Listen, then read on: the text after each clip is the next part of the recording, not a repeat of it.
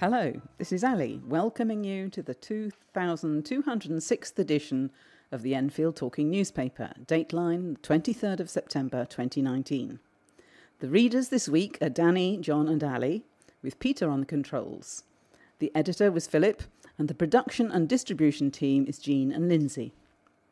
Our title music is Country Rock Polka, composed by Pat Prix, Fernand Bouillon, Harry Breuer, and performed by Jean-Jacques Perret, and is used with his kind permission. The local news stories that we will be reading come from the Enfield Independent and Enfield Dispatch and Free Time, and are their copyright. The lead story this week is GP shortage fears as more homes are built. Before the news, we have the sunrise and sunset times for the week beginning the 23rd of September. Sunrise will be at 06:48 and sunset at 18:57. Do get in touch with us to share your own news and special announcements. We love to hear from you. If you have any comments about the Enfield Talking newspaper, please phone Diane de Jersey on 020-8805-6578. She is your listener's representative and will be pleased to help you. Now, Danny will read the first item of local news. GP shortage fears as more homes are built. Neighbours have warned that a lack of access to medical care could worsen as housing developments continue to spring up around them. People living in Bowes, in the south of Enfield, quizzed a health representative about a shortage of GPs in their area at a ward forum on Monday, September the 9th.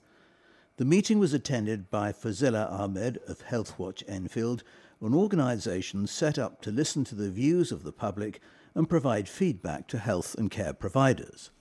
One man told the forum the area was seeing more and more flats and fewer services.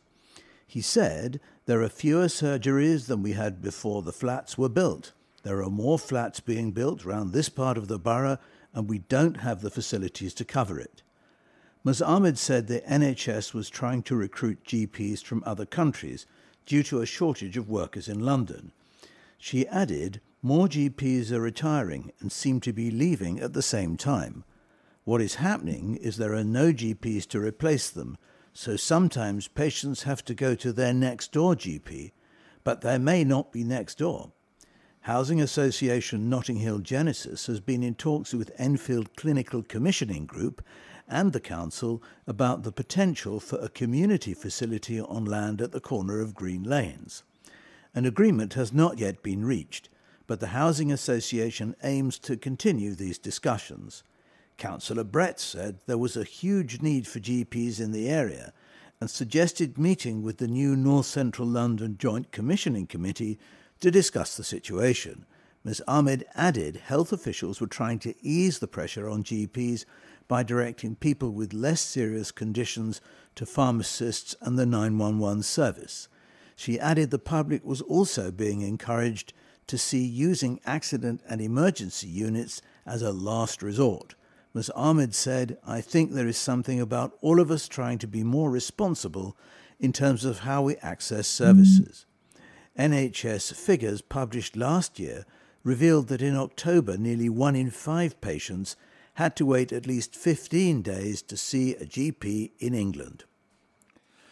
Boost for Meridian Water Homes. Meridian Water received a double boost after Enfield Council won £156 million to spend on transport infrastructure and submitted its own plans for 2,300 homes. The £6 billion housing scheme on disused industrial land in Edmonton has suffered a series of setbacks, but the council now hopes the money awarded by the Department for Transport will be key to unlocking its potential. New roads, environmental improvements, and a high-frequency rail service at newly opened Meridian Water Station are now set to be delivered by 2023. The cash from the government's Housing Infrastructure Fund will be spent on creating 2 new parks, cycle lanes, bridges and naturalised brooks, although the centrepiece will be an east-west boulevard linking Lee Valley Park with the station. Additional track will be laid to allow up to 8 trains per hour to stop at Meridian Water. Last year, the council took over control of the whole project after 2 big deals with developers went sour. Council leader Nezil Kaliskan said Enfield Council has invested more than £250 million to drive this project forward. Since taking back control of Meridian Water, we have been ensuring residents will be the principal beneficiaries. This funding will allow us to forge ahead with providing improved infrastructure, including a more frequent train service which is needed to support this incredible development. The success of the bid reflects the fact that the government recognises the huge potential of Meridian Water. News of the cash award came shortly after the council announced it was planning to build 2,300 homes at Meridian Water as part of Phase 2, with work on up to 1,000 homes in Phase 1 set to start this year. A planning application for the creation of a vibrant riverside community is the largest ever submitted by the local authority, and if approved, would see at least 920 affordable homes built over the next decade, 40% of the total. It is being accompanied by a second application for supporting infrastructure, including a primary school. A new green space called Brooks Park would be created on the eastern banks of the Pims Brook. However, a Labour councillor for Edmonton Green has criticised the council's plans, calling for more social housing to be included. Tolga Aramaz has helped launch a new campaign group called Meridian for Council Homes, which demands 100% of new homes built on council-owned land should be for social rent. Councillor Aramaz said, "The new homes will consist of 40% affordable and 60% private sale. Those affordable homes are made up of 70% at council rates and 30% at intermediate rates. It is my belief," he said, "that public land should be used to address the housing crisis in the borough, with 4,500 people on the council waiting list and 3,500 in temporary accommodation. Only council homes can deal with this problem, and that is what we need to prioritise." Councillor Aramaz points out that of the 750 homes granted planning permission at Meridian Water to date, just 75 are for social rent. With murder. A man has been charged with murder following the death of a 29-year-old man in Edmonton. Julio Gomez was fatally stabbed in Hansfield Road near the old Edmontonians FC clubhouse around 8:10 p.m. on Saturday.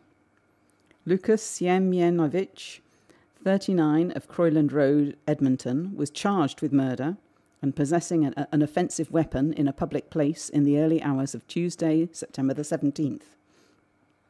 He was due to appear at Highbury Corner Magistrates Court yesterday.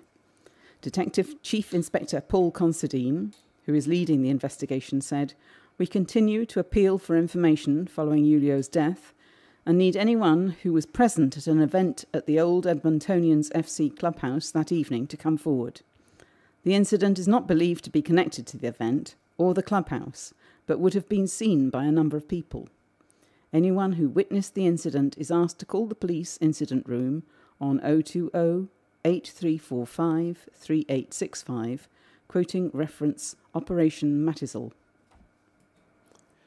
Looming no-deal Brexit puts thousands at risk. Preparations for a no-deal Brexit are being stepped up by Enfield Council amid warnings that European Union, EU citizens living in the borough could face enormous problems. The chances of the UK exiting the EU without an agreement have risen sharply since Boris Johnson became Prime Minister in July. Despite previously claiming the odds were 1,000,000 to 1, he admitted last month it was touch and go. To coordinate local preparations, the Council established a Brexit panel last December, and in March, before Brexit was postponed until the 31st of October, it produced a report identifying major risks to the borough. They included fuel and medicine shortages, disrupted supply chains and civil unrest. The panel comprises senior council officers alongside representatives from Citizens Advice Enfield, Metropolitan Police, Enterprise Enfield and London Fire Brigade. It's now meeting every fortnight and an updated risk register is being compiled. Panel chairperson and council deputy leader Ian Barnes said, "I will ensure this council does everything within its powers to safeguard Enfield's residents as much as possible." The council has been given £315,000 from the government to assist Brexit preparations, with a key aim being to provide assistance for EU citizens wishing to remain in the UK. Any such person who has lived here for 5 years or more is entitled to obtain settled status, while other residents can obtain pre-settled status that allows them to stay for 5 years, after which they must reapply. Nishan Jingoizan is an Enfield resident originally from Bulgaria, who set up the Eastern European Forum representing 45 organisations. He says many of the borough's 26,000 EU citizens risk losing everything from a no-deal Brexit.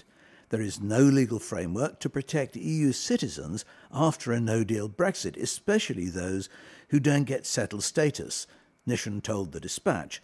Most Bulgarians have not managed to get settled status. Only 40% in London have got it. So what does this mean for them? After no deal, they'll have no rights. They'll lose everything. The government has maintained that the current 31st December 2020 deadline for settled status applications will remain in event of a no deal, but the fate of those who either fail to obtain settled status or have not yet made an application is uncertain. Nishan said, "We, East European Forum, are being bombarded by phone calls from EU citizens saying they are already being asked about their immigration status. This should not be happening. It is going to create enormous problems. What will happen if they lose their rights to work and study in the UK? It's going to be a mess. It's a lack of information. They need to be made aware of what they need to do. What if businesses in Enfield run by EU citizens have to close? What will be the impact on the local economy?" Home Office statistics show around half of the borough's EU citizens have so far obtained settled status. Enfield Citizens Advice is running drop-in sessions at 3 borough libraries to help with the application process. Chief Executive Jill Harrison said, "I'd encourage any EU resident who hasn't yet applied to come to one of our drop-in sessions for the latest guidance. There's no need to make an appointment." Councillor Barnes added, "I call on Boris Johnson to end this madness and stop the looming no-deal Brexit. In the meantime, I urge EU citizens to safeguard themselves as much as possible." Drop-in sessions for EU citizens take place from 10 a.m. to 4 p.m. on Tuesdays at Edmonton Green Library, Wednesdays at Enfield Town Library, and Fridays at Palmer's Green Library. For more information, visit this website, citizensadviceenfield.org.uk/contact-us, and for more information about Enfield Council's preparations for Brexit, visit this long website, new.enfield.gov.uk/services/your-council/Enfield/and/Brexit. Late accounts. Enfield Council has been late finalising its accounts for a second year running, but says that this will have no effect on residents.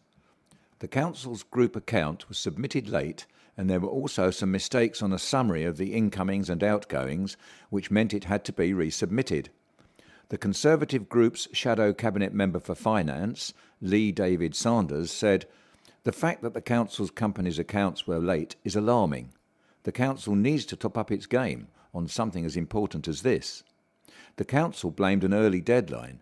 A spokesperson said, "The filing of accounts is largely an administrative process and has no effect on residents or the services provided to them.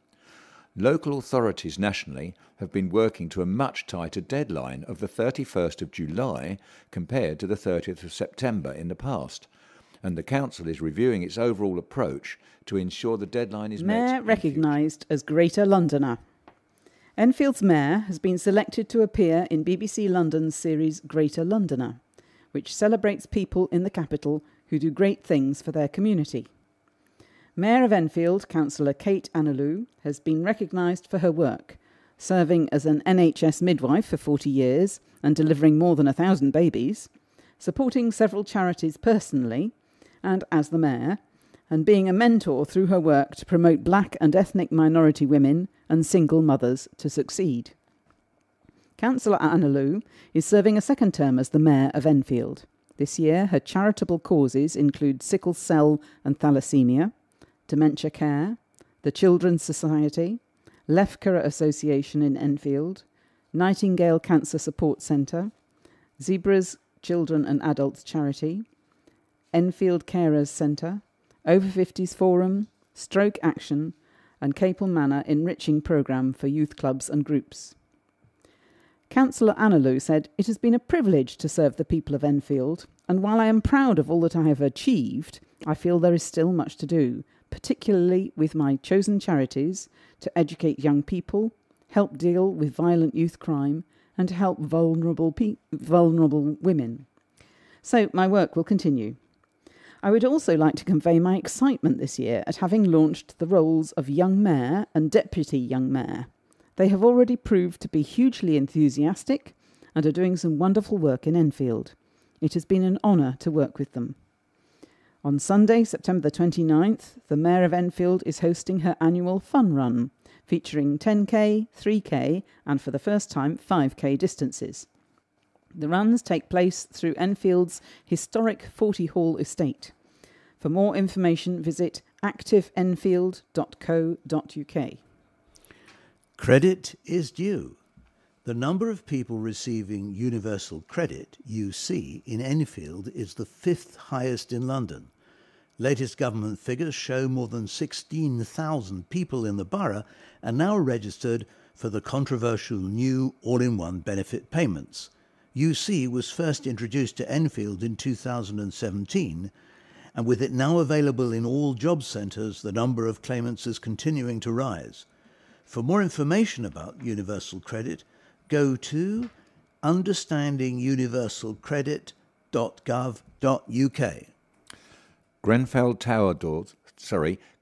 Tower fire doors to be replaced.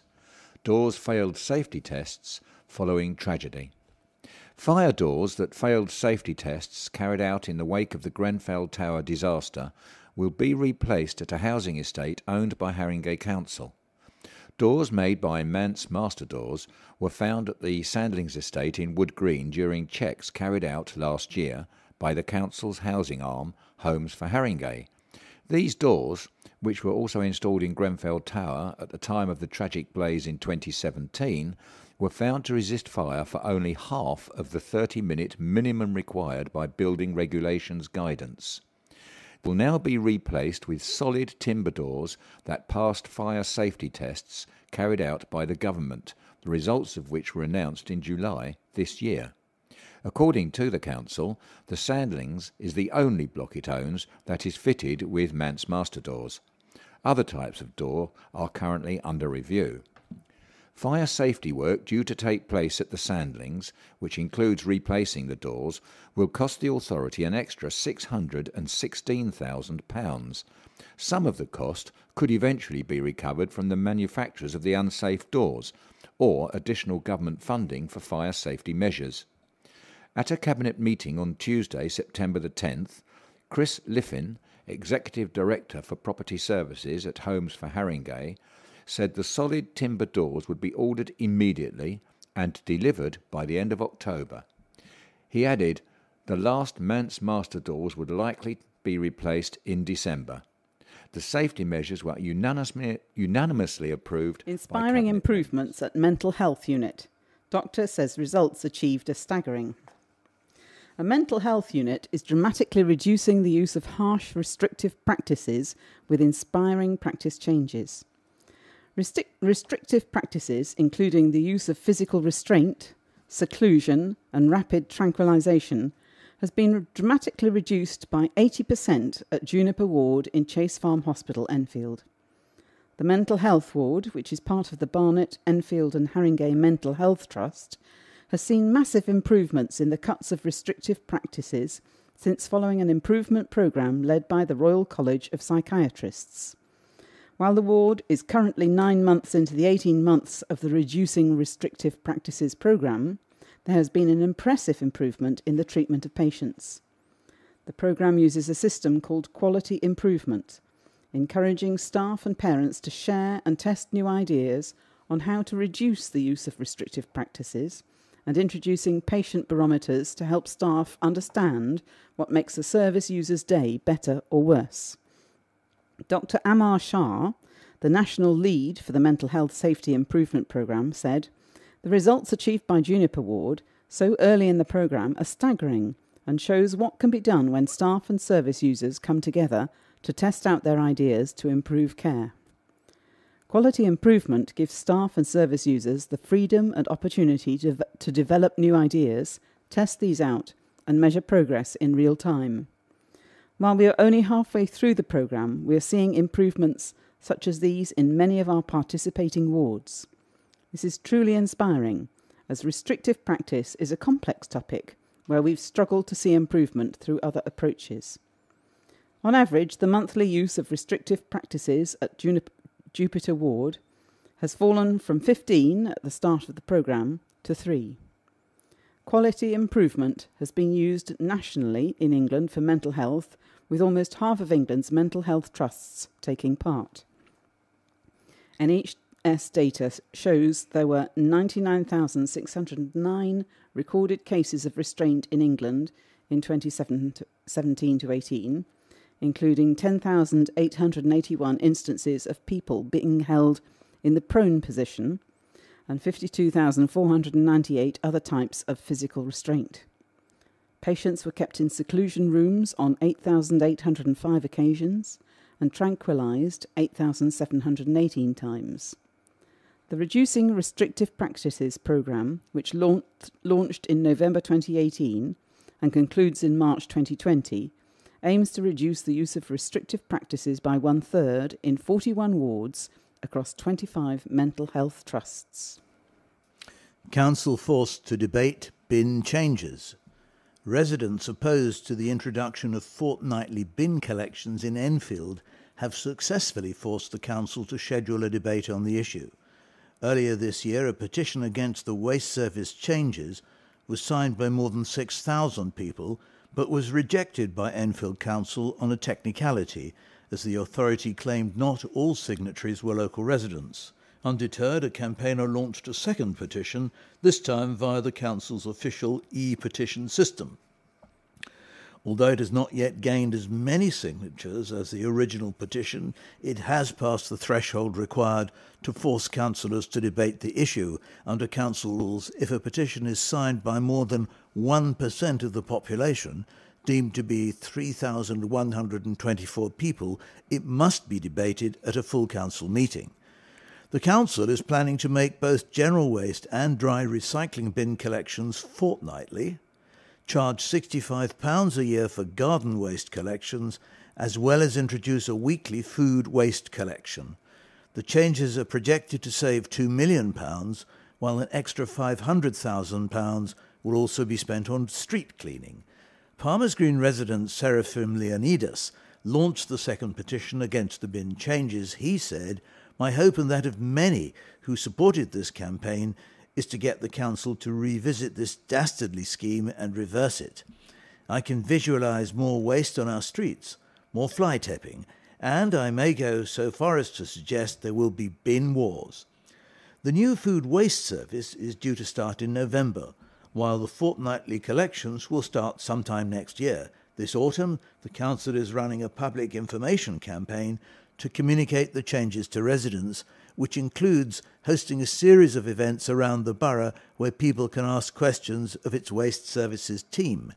Guni Dogan, Cabinet Member for Environment, said, "The scale of the central government funding cuts we continue to face mean we are having to take tough choices about how we deliver many of our services. Therefore, the overriding motivation for the change to waste services was to save money.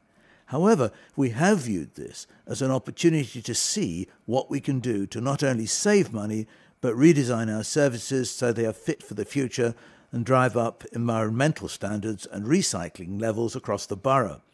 We set a target of 49.55% recycling by 2020-21.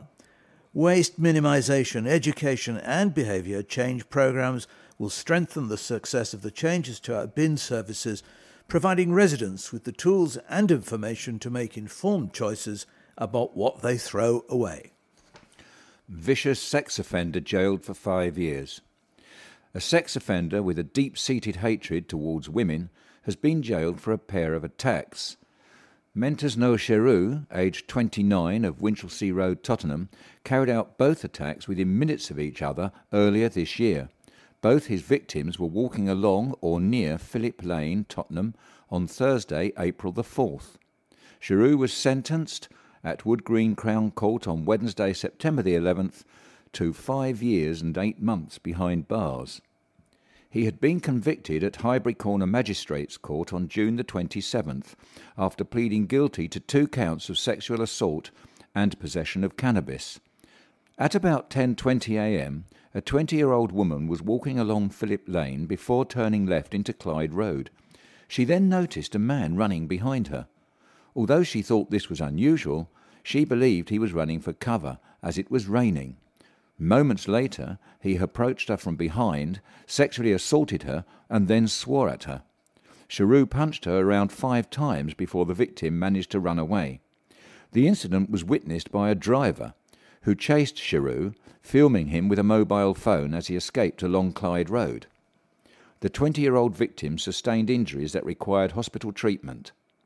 Cheroux's first attack had taken place just minutes earlier, between 10:15 a.m. and 10:20 a.m. A 27-year-old woman was walking along the same road when the suspect approached her from behind and slapped her hard to her lower body. She immediately turned around and he punched her on the left side of her face.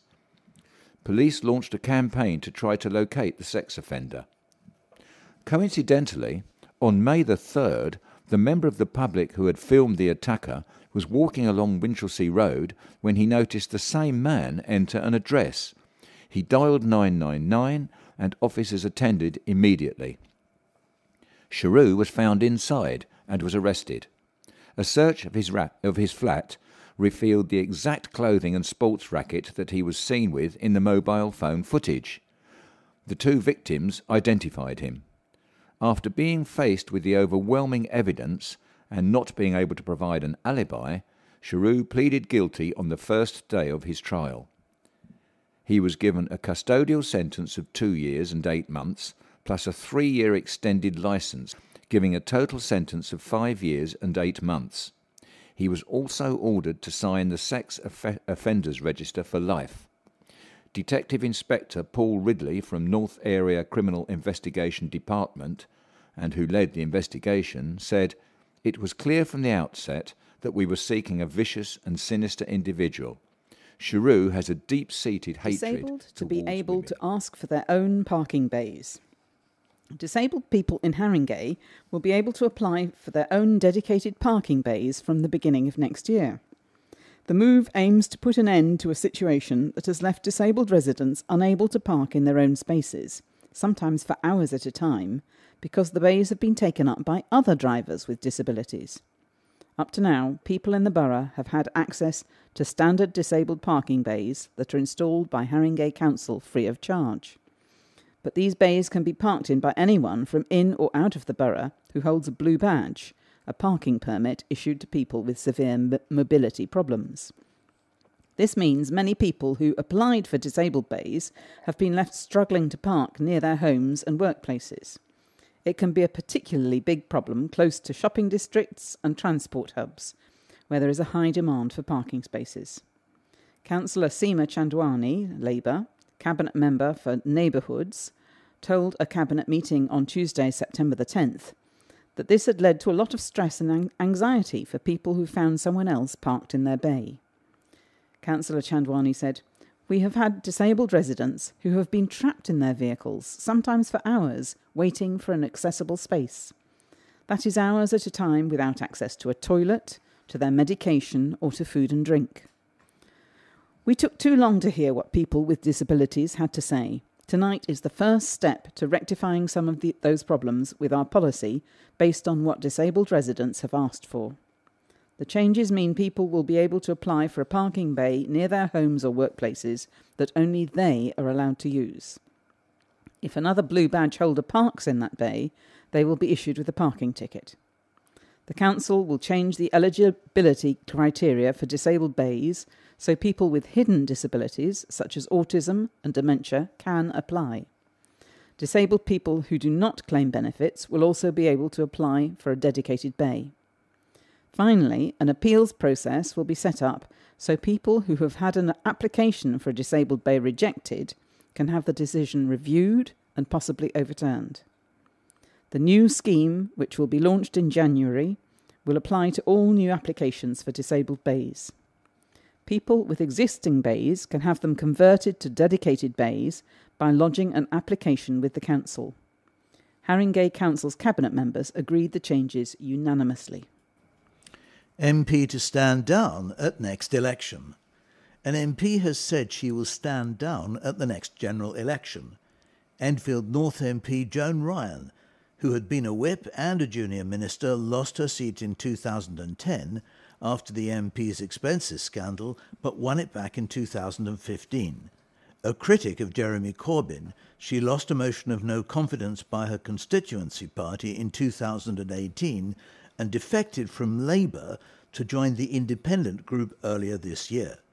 But over the next few weeks, the former Labour MP said she would work and vote to prevent a destructive and damaging no-deal Brexit. In a statement, Ms Ryan said, "Over the coming weeks, I will continue to do all I can to protect the jobs, businesses and livelihoods of the people of Enfield North by working and voting to prevent a destructive and damaging no-deal Brexit, which nobody voted for in 2016. When I stood in 2017, I always intended to serve only one more term in Parliament. We do not yet know when the general election will come, but I will continue to work hard for Enfield until a new MP has been elected, and my office will remain open to constituents 5 days a week." Ms Ryan said it had been a huge privilege and honour to have served her constituents and would continue to work hard until a new MP has been elected. She continued, "The people of Enfield have been a joy to work with and for. I'm proud of all that we have achieved together, fighting long and hard for our hospitals and for more doctors and nurses, working with the Metropolitan Police, the Mayor and Ministers to get more police on our streets to tackle the scourge of knife crime, supporting our schools and the wonderful teachers and support staff who work in them, and working with all our communities to make Enfield a great place to live. It has been a huge privilege and honour to serve as the Member of Parliament."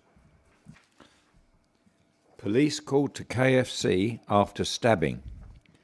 A man walked into a KFC in Southgate after being stabbed before leaving to go to hospital, police have said. Police were called to the fast food restaurant in Chaseside just before 9 p.m. on Thursday, September the 12th, to reports of a stabbing, but when officers attended, the man had left. It was reported that he had suffered a stab injury. Shortly after, a man believed to be in his late teens was found at a North London hospital with a stab injury. His condition has been assessed as non-life-threatening. A tweet from Southgate Police provided a link to a website that had a post regarding the incident. It read, "Some bad news from overnight relating to a police call to KFC on Chaseside. A male entered KFC with a stab injury. The male is okay and received treatment at a local hospital. However, the victim has refused to provide police with any details of where and how he sustained the injury. Inquiries are ongoing. No arrests have been made, and inquiries are ongoing." Enfield Council is asking for people's views as it develops 2 key strategies aimed at boosting housing supply and tackling homelessness and rough sleeping. The strategies will seek to deliver more and better homes in well-connected neighbourhoods and make homeless prevention a priority for everyone, so no one in Enfield is left without a place to live. To take part in the housing and homelessness surveys, go to enfield.gov.uk/consultations. Group of teens robbed at knifepoint. Victims forced to withdraw cash. 4 18-year-olds were left traumatised after they were threatened with a knife and robbed. Police are investigating the robbery of 4 18-year-olds in Hertford Road, Enfield, after being called at 7:30 p.m. on Tuesday, September the 10th. 4 male suspects intimidated and threatened the 4 victims as the robbery lasted for around an hour. One suspect was carrying a knife to threaten the group with, but none of the victims were physically harmed. The victims were made to hand over their PIN numbers and remove cash from each of their accounts from a nearby ATM. One of the victims' cars, a grey Audi S3, was stolen, in addition to a mobile phone and around £1,000 in cash. Detective Inspector Jason Colby said, "This was a very traumatic experience for the 4 victims, who were all aged 18. They also took photos of the victims' driving licenses and made them give their home addresses. This was an attempt to intimidate them into not reporting the crime. The victims, who feared for their lives during the course of the robbery, have been safeguarded and are being supported by my team. 4 black male suspects, who are all believed to be aged between 18 and 20 years old, are being sought in connection with the offence. Anyone with information is asked to contact 101 or tweet at METCC, quoting CAD 5804/11 September. Schools U-turn on cornrows ban. Social media users fight back on Twitter. A school has backtracked on its ban on cornrows, or knotted hair braids, after criticisms spread across social media. St John's Senior School in the Ridgeway, Enfield, decided to reverse its cornrows ban on September the 13th, a day after issuing a letter to parents explaining the rule. The initial letter, sent out on Thursday, on a Thursday, outlined the requirement to ensure that every child looks neat, tidy and presentable. The letter continued, "Fashion constantly changes, but we firmly believe that these are things for outside of school, not inside." The letter explained that hair extensions are not acceptable, listing exceptions where extensions would be acceptable for this term. It stated that cornrows are not permitted, but extensions with knotless braids or single plaits, thin to medium with natural hair colours, were acceptable. The letter stated that all extensions must be tied in a ponytail and hair must be no longer than shoulder length. It was suggested that by the end of the term, the school would evaluate which individual hairstyles are acceptable or not. The letter gained the attention of several social media users online after one Twitter user, @bbabs, posted a photo of the letter. In a thread of tweets, she said that she is hurt that young black girls are told to suppress themselves.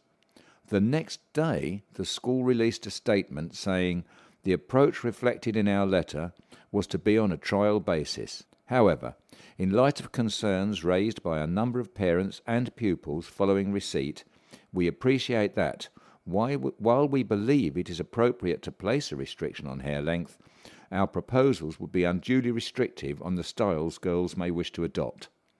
The school has since reversed the rules issued on September the 12th, with the exception of the rule that hair must be worn no longer than shoulder length. Another user on Twitter said that while they were glad it was reversed, they questioned why it had happened in the now first for a letter, which is from Wendy Berry, Vice Chair of CAPE, Enfield's other CAPE. Last week's edition of the Enfield Independent, September the 11th, included a letter from Councillor Margaret Greer, where she repeatedly referenced an organisation called CAPE.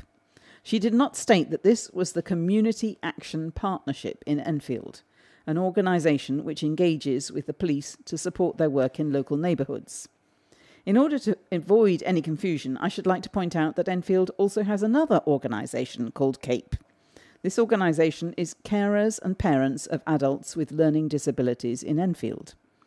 I am Vice Chair of this CAPE, and we are a group of unpaid carers and family members of adults with learning disabilities. We provide support and friendship, information and advice, and represent the interests of our members and the learning disabled adults for whom we care. We were set up in 1999 as an informal group to ensure that appropriate day services would be made available to learning disabled people, following the closure of some existing services. Since then, we have broadened our horizons and expanded our membership so that we are now a recognised voice for family carers and people with learning disabilities in Enfield and beyond. We are supported by Enfield Disability Action, EDA, and a part of a consortium providing advocacy for vulnerable adults in Enfield, the Enfield Advocacy Service, EAS. We hold CAPE meetings every 2 months at Community House in Edmonton and invite speakers of interest to inform and listen to our members. We also share concerns and issues, which are then taken forward to various forums and related groups, including Enfield Council, Enfield Carers Centre, Enfield Health Watch, and a number of other relevant organisations. We have recently become a member organisation of Disability Rights UK, which enables us to keep abreast of important issues relating to people with disabilities and their carers. We do actually link with the other CAPE to raise issues of concern relating to policing issues for people with learning disabilities. We are a dynamic group and view it as a major priority to maintain links with senior Enfield Council officers and also with Enfield councillors. This ensures that the voices of those whom we represent are heard and respected. CAPE welcomes new members, so if you are a carer for an adult with learning disabilities and would like to join us or find out more about what we do, please email our administrator at cape@e-d-a.org.uk.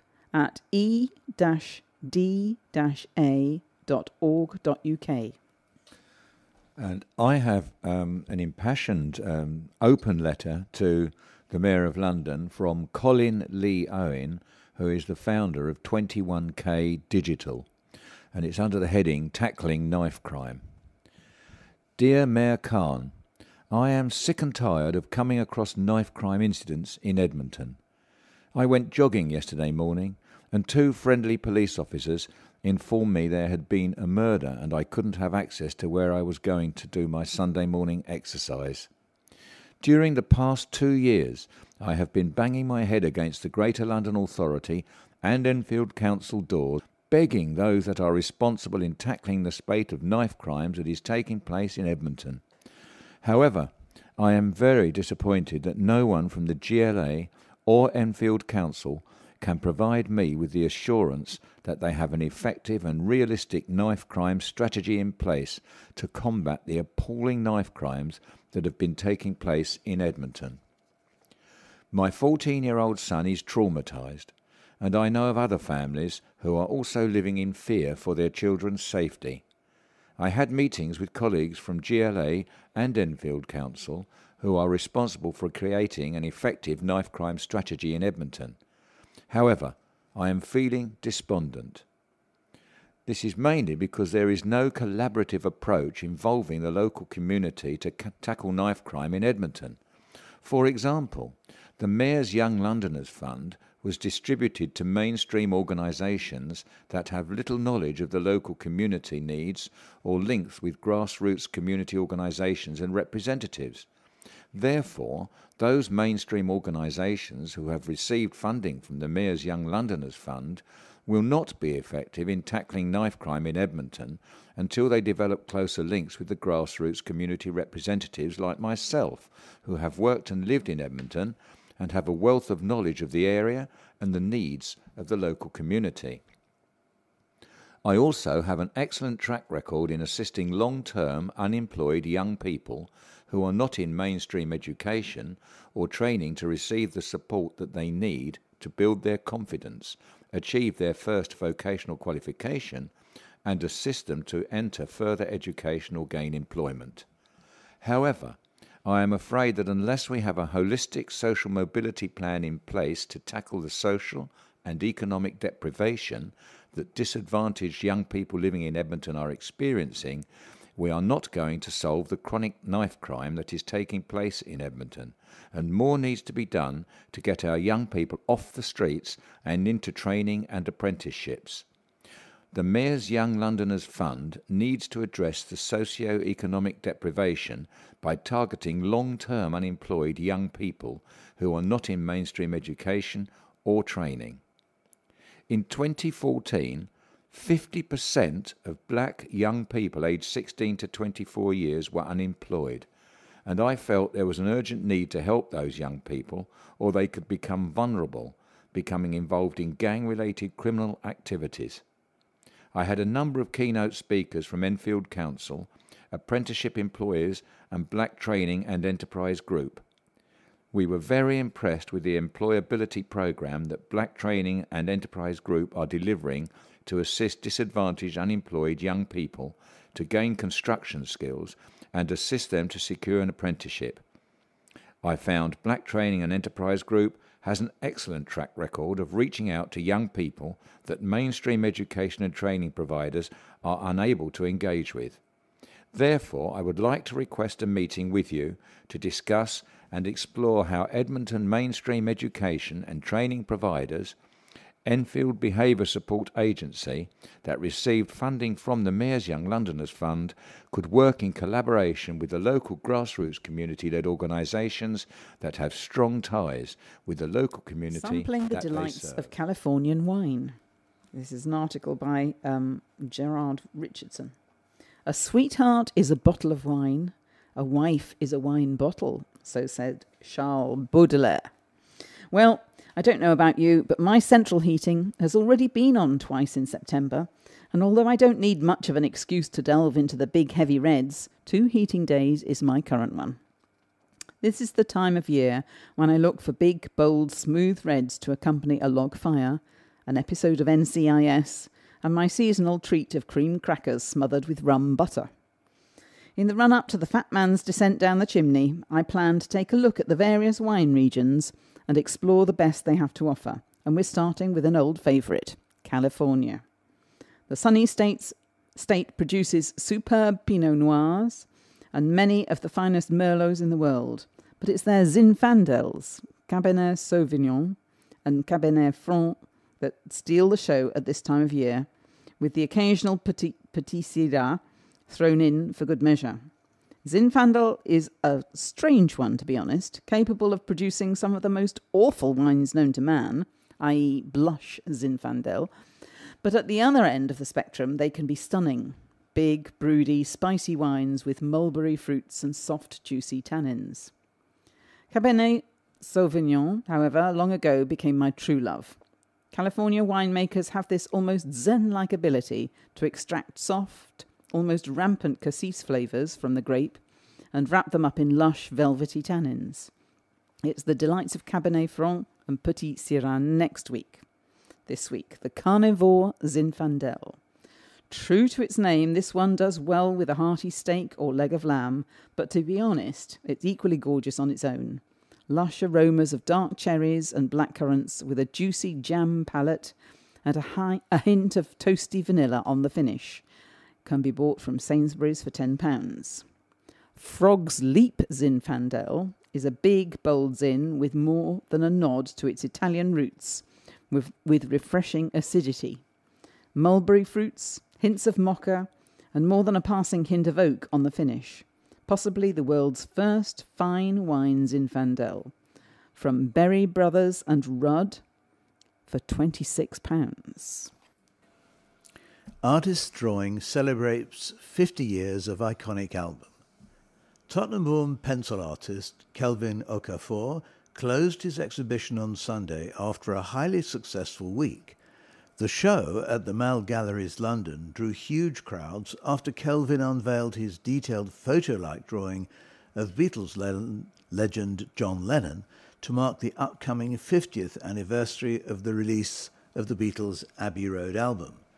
The week-long exhibition, entitled Retrospective, featured a drawing workshop, meet and greet events, and the unveiling of his most ambitious drawing to date of the late John Lennon. The photorealistic portrait, which took 215 hours to create, was drawn using just graphite and charcoal pencils.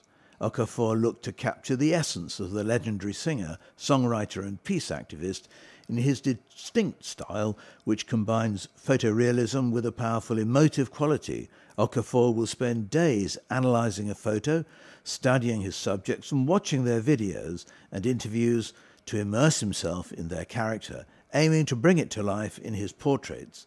The Tottenham-born artist said, "The exhibition exceeded my greatest expectations. I was deeply moved by the reception from the general public. I was honoured to have schools visit the show, as I had the opportunity to plant a seed of hope and courage in the heart of young creatives." The portrait formed part of an exhibition showcasing a selection of Okafor's drawings from the past 10 years, which contributed to the appreciation of his meticulous craftsmanship around the world. The milestone portraits exhibited were key pieces in his journey as a portrait artist and earned him numerous awards nationwide, applause from art critics, and the first ever pencil art commission from the Houses of Parliament. Okafor featured on the BBC last week, speaking about his work, exhibition, and encouraging young people in schools to draw. He will shortly begin a tour of schools, giving motivational talks and speaking about his experiences. So for more information about Kelvin, visit kelvinokaforart.com. And Starvation Doctor. The cast has been announced for a compelling and chilling true story. Fast. Fast follows the career of quack doctor Linda Hazard, played by Caroline Laurie, seen in Peaky Blinders, whose cures had a shocking mortality rate. In a chilling parallel to our modern world of influencers peddling protein shakes and pills, Fast is the true story of the Starvation Doctor, who advocated a fasting cure that gripped the press and divided a nation. How far would you go to find the perfect cure? In an isolated region of the Pacific Northwest, self-proclaimed Dr. Linda Hazard opens her clinic to the public. But the public do not always survive. The psychological drama, starring actors from screen and stage, will be performed at Park Theatre in Finsbury Park from Tuesday, October the 15th to Saturday, November the 9th. Joining Laurie on stage will be Jordan Stevens from Call the Midwife and Phantom Thread, and Natasha Cowley, starring in Othello, Shakespeare's Globe, who appear as her patients Claire and Dora Williamson. Journalist Horace R. Caton Jr. will be played by Daniel Norford, who starred in Disney's The Lion King UK and International Tour. Shortlisted for Best New Play 2018 by New Writing South, Fast is a dark and powerful thriller based entirely on real historical figures, which interrogates the lengths people will go to for ambition, for a story, for a cure.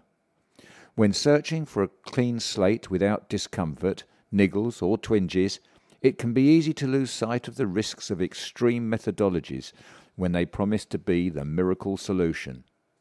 Director Kate Valentine said, "Hooked on internet influencers, we now risk trusting people who peddle pills and potions and can lose sight of the perils to our health when adopting extreme regimes. Fast depicts a remarkable woman who uses her powers of persuasion to lure patients desperate for any miracle cure." And this is Park Theatre, Clifton Terrace, Finsbury Park, N4 3JP, Tuesday, October the 15th to Saturday, November the 9th. Details 020 1871 6876 or parktheatre.co.uk. And now for some sport. Borough edged out in Cup Derby by Enfield neighbours. Saturday's local derby between Enfield Football Club and Enfield Borough in the FA Vars second qualifying round saw the latter edged out 2-1. After the hosts had taken a 2-goal lead, Richard Ennin halved the deficit, but it wasn't enough to mount a comeback. Enfield took the lead after 34 minutes when Borough failed to clear Ben Bradbury's free kick, and Joe Pattison was on hand to fire in from 8 yards. The hosts effectively killed off the game with 15 minutes left to play when Bradbury wasn't shut down on the right wing and his cross fell right onto Ollie Miles's head to make it 2. Enin pulled one back almost immediately when he crashed home from Mark and Manning Ampong's cross, but Enfield held on to go through. They will face either Harborough Town or Hillingdon away in the first round proper, while Borough welcome league leaders St Pantaleimon in the Spartans South Midlands League Division 1 this Saturday, a team that have Saturday the whatever it is, 21st. On Saturday the 21st, a team that have already scored 32 goals in the league this season. And to interrupt the sport, information about the Enfield Town fireworks display, which will be on the 2nd of November between 5 and 9 p.m. And there will be fireworks, a fun fair and food. And if you want to get tickets, you can get them from www.enfieldfestivals.co.uk. Positive start to Isthmian Premier continues. More football as Towners ease to comfortable victory over Corinthian Casuals. Enfield Town continued their bright start to the season with a routine 3-1 win over Corinthian Casual in the Isthmian League Premier Division. Billy Bricknell opened the scoring and Mohamedou Fall doubled the lead, but Sean Okoji pulled one back before the break. However, Enfield were able to restore their 2-goal cushion in the second half when Fall dinked in his second of the game. Bricknell, Fall and Ken Charles all started the game with Glenn Wilson and Lewis Taffy unavailable. The opening quarter of an hour was a tight affair for both sides, although it was Casuals who came the closest when Nathaniel Pinney was played in by Okoji, but John Maliba put enough pressure on the forward for him to shoot wide. After that settling in period, Enfield started to look like the dominant side, and following a good spell of possession, they took the lead in the 18th minute when Bricknell's shot from the edge of the area deflected past the wrong-footed Danny Bracken. After Town had a penalty appeal waved away just 3 minutes later, they shortly had their second when a long diagonal ball was slicked on by Ryan Blackman into the path of Fall, and he bundled home to give his side some leeway. The advantage was cut almost immediately, however, as Casual broke quickly from an Enfield free kick, and Matthias Bakari fed Okije down the left for him to finish neatly past Nathan MacDonald. Charles came close to restoring the 2-goal cushion before the break, but his venomous effort crashed back off the crossbar. Town looked far more composed after the break and could have extended their lead on several occasions before they did just that prior to the hour mark. Sam Hatton lofted a ball out to the right, and despite Casual's claims of an offside, Fyle kept his cool to beat the onrushing Bracken with a delicate chip finished into the bottom corner. Bricknell came close to making it 4 from a free kick given after Charles was bundled over, but the former's effort flew narrowly over the crossbar. Enfield continued to dominate chances, and with 7 minutes left, Blackman was fouled by Scott Thomas, but Bracken got out quickly to smother his effort and keep the scores down.